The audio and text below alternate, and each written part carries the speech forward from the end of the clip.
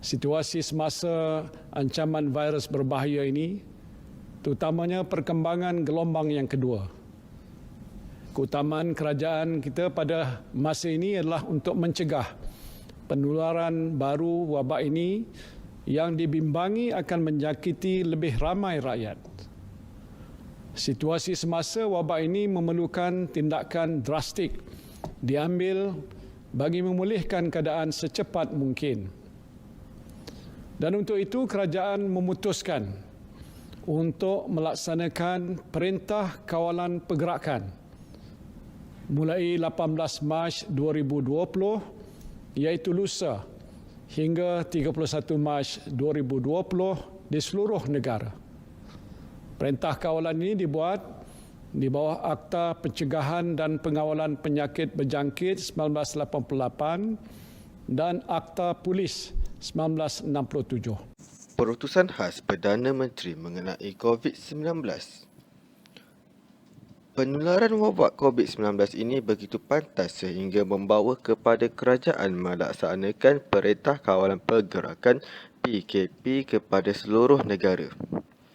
PKP ini telah bermula sejak dari 18 Mac 2020. PKP ini menuntut semua rakyat Malaysia untuk stay at home atau duduk di rumah. Maka bermulalah rutin yang tidak pernah dibayangkan akan berlaku.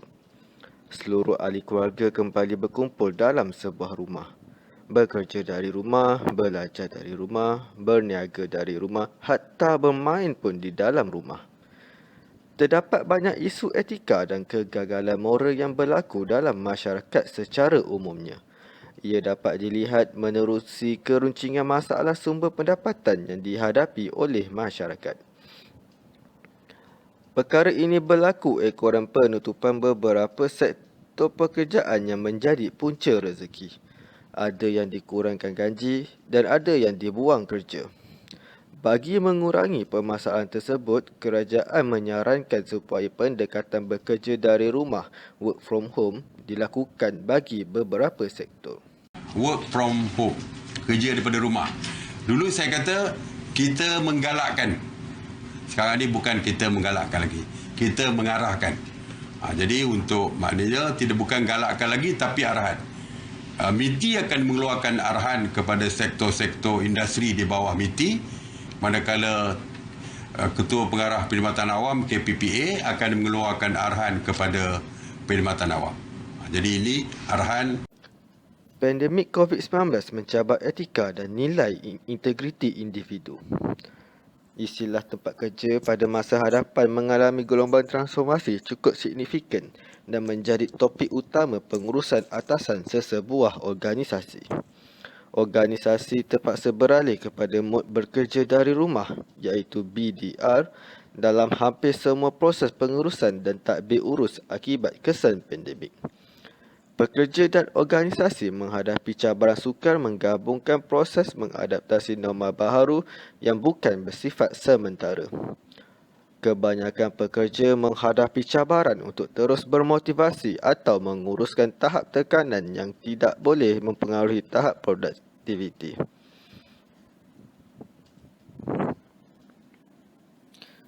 Sekaligus memberi kesan tidak baik terhadap pekerja dan organisasi.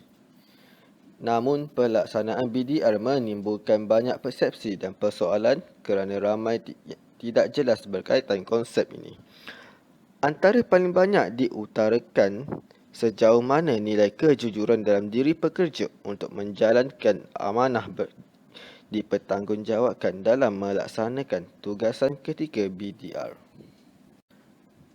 Mengapakah perlu bekerja dari rumah?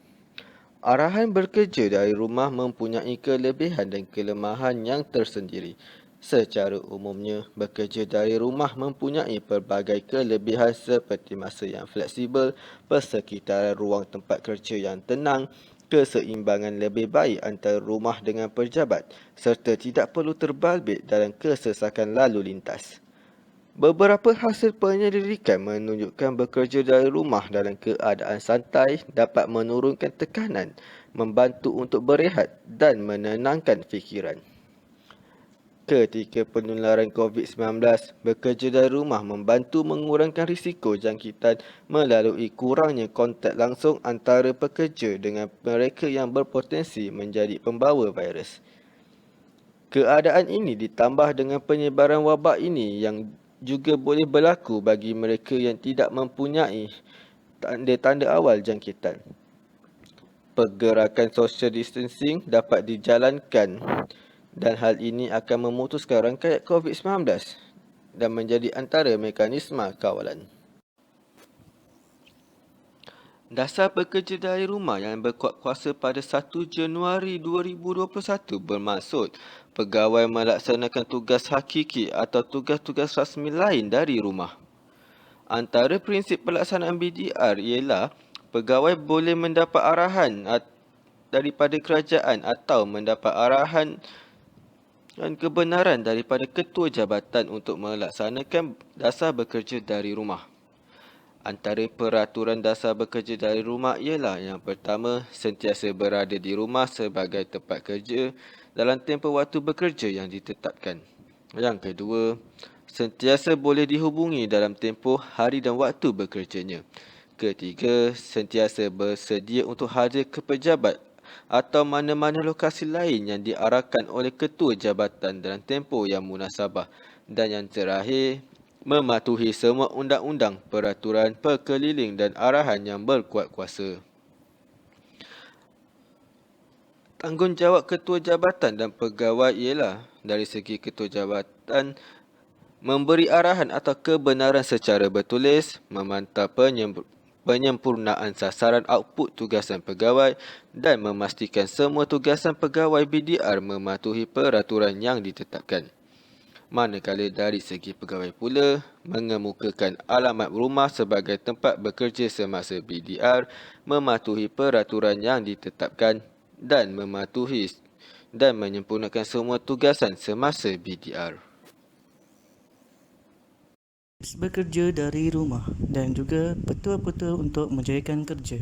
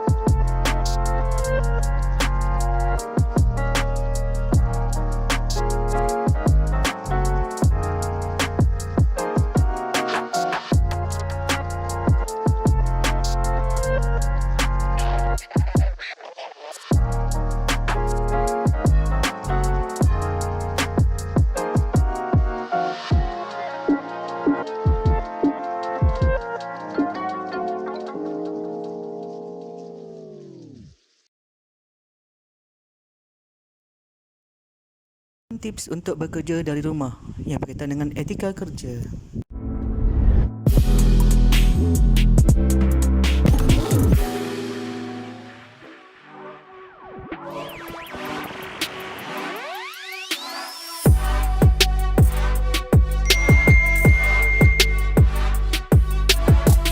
Makan angin kau besi pun.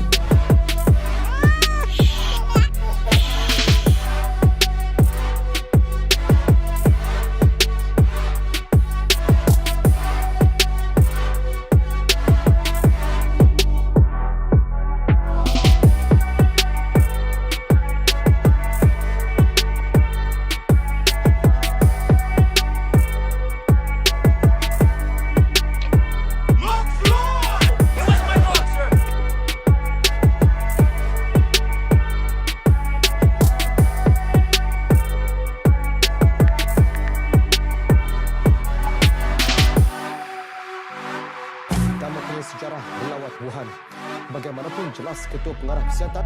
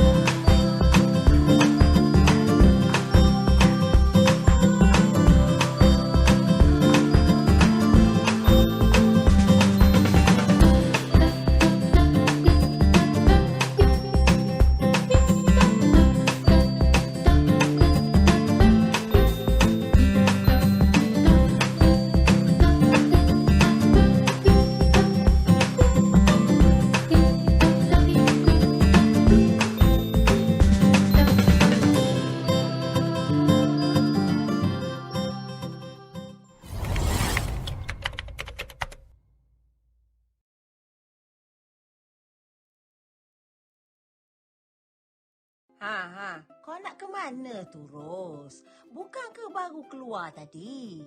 Alamak ni, garam habis lah, Mak. Ya ke garam habis? Tadi gula. Lain kali, rancanglah apa yang kau nak beli. Kata pandai beli barang online. Beli online je lah. Tak payah keluar-keluar ni. Alamak. Alah, kau nak jumpa best friend kau kan? Nak membawang lah tu. Mak, PKP ni orang dah lama dah tak jumpa kawan-kawan office tau. Bukan ke kau BDR, Ros. Tak sepatutnya kau keluar.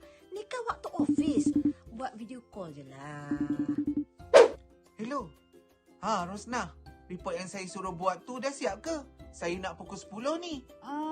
Hello, bos. Hello, alamak, line tak clear lah, bos. Sekejap, saya kat luar ni. Kat luar? Kamu keluar rumah ke?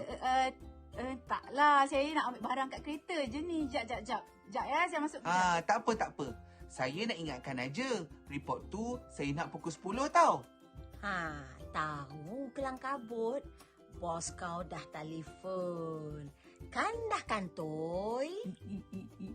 Bos nak report meeting semalam pula. Terus nak buat lah ni. Bila bos kau dah bagi arahan untuk BDR tu, kau janganlah keluar jalan-jalan kat shopping mall, kedai mamak, kedai makan, apa-apa saja kedai lah. Keluar bila perlu je, Ros, dan dengan izin majikan kau. Bukan main keluar gitu-gitu je. Kau tu tengah bekerja. Jangan salah guna kelebihan yang dah diberi. Ini amanah tau. Okey, Mak. Tahu.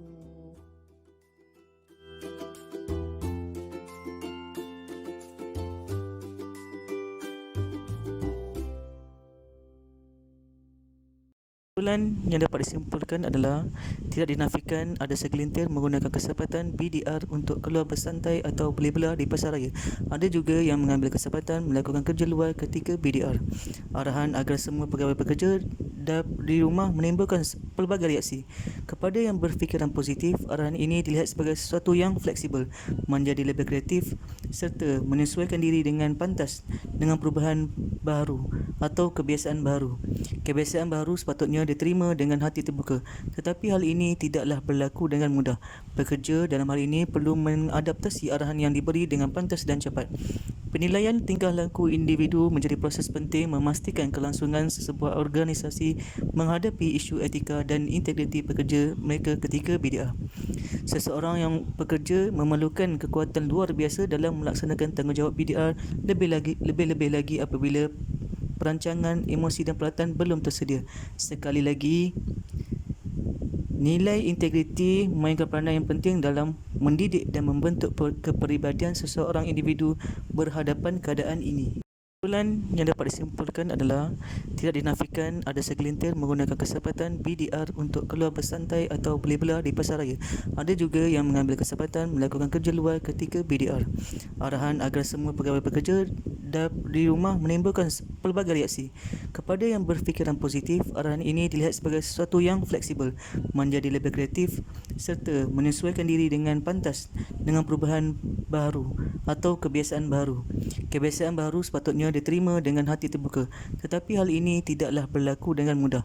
Pekerja dalam hal ini perlu mengadaptasi arahan yang diberi dengan pantas dan cepat. Penilaian tingkah laku individu menjadi proses penting memastikan kelangsungan sesebuah organisasi menghadapi isu etika dan integriti pekerja mereka ketika BDR.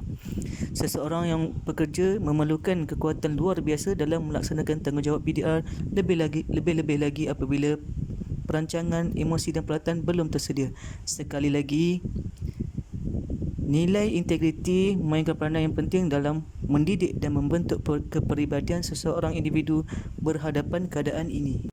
Integriti berpaksikan kepercayaan, nilai dan sikap seterusnya diterjemahkan dalam bentuk tingkah laku seseorang.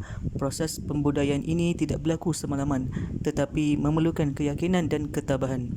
Ramai yang percaya perwatakan dan integriti dapat diubah dan individu boleh diajar menjadi lebih baik. Ia hanya dapat dicapai dengan memahami, menerima kelemahan dan menghadapi diri mereka sendiri serta orang lain secara membina.